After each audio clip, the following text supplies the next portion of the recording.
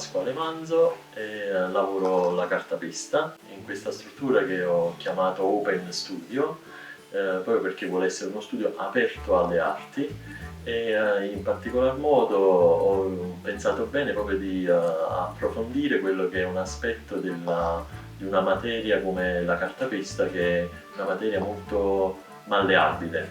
Per giunta poi si era persa nel corso degli anni e soprattutto perché nei grandi centri si era un po' perso quella che era la tradizione della cartapesta e quindi è nata quest'idea di recuperarla. Nella cartapesta classica, dove praticamente viene lavorata con carta, acqua e colla, io invece, come si può notare, aggiungo anche quello che è la calce e poi spesso e volentieri lavoro con smalti e foglia oro, foglia d'argento per ottenere un effetto metallico che altrimenti non potrei ottenere. In particolar modo mi dedico a quelli che sono i miti della tradizione nostra partenopea. Quindi i temi che io tratto sono spesso e volentieri il Pulcinella, il San Gennaro, la Partenope e il Vulcano, ovviamente, rivisitati e corretti in chiave contemporanea. Lo stesso Pulcinella, che assume questa forma quasi ad uovo, c'è un motivo ben preciso, un po' perché noi abbiamo questo retaggio antico legato all'uovo, l'uovo di Virgilio, lo stesso Castel dell'Ovo, ma anche perché, studiando ovviamente alcuni aspetti su Pulcinella, ho scoperto che praticamente in alcuni testi si parlava, c'era proprio una filastrocca legata praticamente all'uovo, quindi all'origine di Pulcinella da un uovo. E quindi Pulcinella che possa nascere da un uovo era una cosa simpatica, che lo rendeva ancora più simpatico come forma. E quindi ecco che nasce questa forma, diciamo, tondeggiante.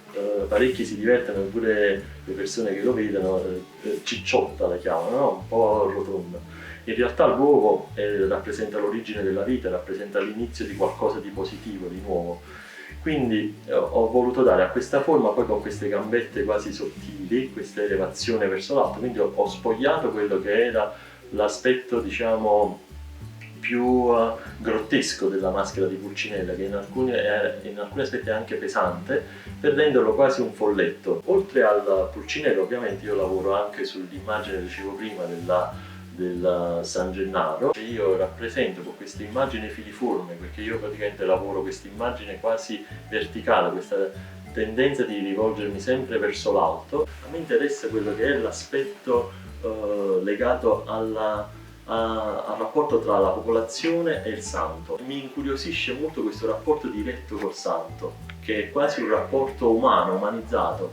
Non c'è quel distacco tra il santo e l'essere, diciamo, comune, ma spesso alcuni lo chiamano Gennaro, oppure praticamente un altro termine che viene spesso indicato pure durante la festa di San Gennaro, faccia gialla. A me questo aspetto mi incuriosisce molto, questo rapporto carnale, viscerale, che appunto lo cerco di rappresentare nel modo migliore possibile attraverso queste sculture.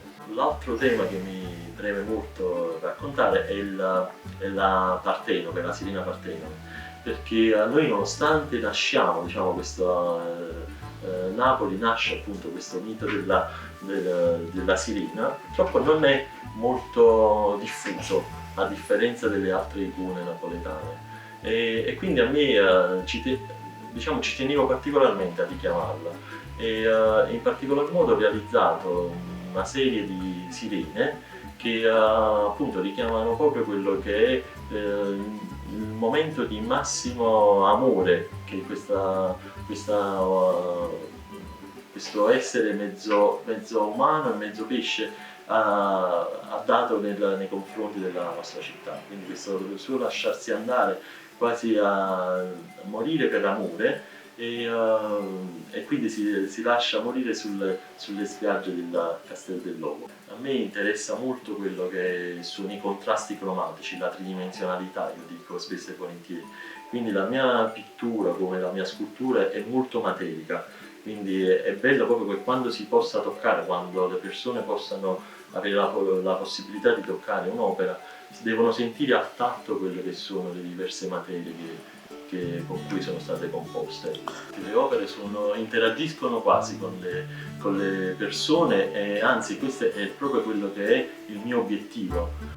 L'arte la cultura in genere deve poter educare, ma deve soprattutto poter aprire la mente e soprattutto dare il piacere a tutti del bello che ci può circondare, perché attraverso quello che è l'arte, la cultura, appunto il bello, si dà la possibilità di crescere e di avere un'apertura proprio mentale nei confronti di chi ci circonda e anche per il rispetto per l'ambiente, perché la cartapesta, di che se ne voglia, è un'arte di recupero, materiali che altrimenti andrebbero persi, appunto buttati, mentre io ho la possibilità di recuperarli e dare loro una nuova vita. Questa cosa mi riempie ovviamente di orgoglio, perché ovviamente è, tra virgolette, quella che si può dire un'arte del futuro, perché nonostante ha una tradizione antica, è un'arte del futuro perché appunto è un'arte che rispetta l'ambiente. A questo punto non ci resta che a invitarvi a venire al più presto a godere di quello che sono le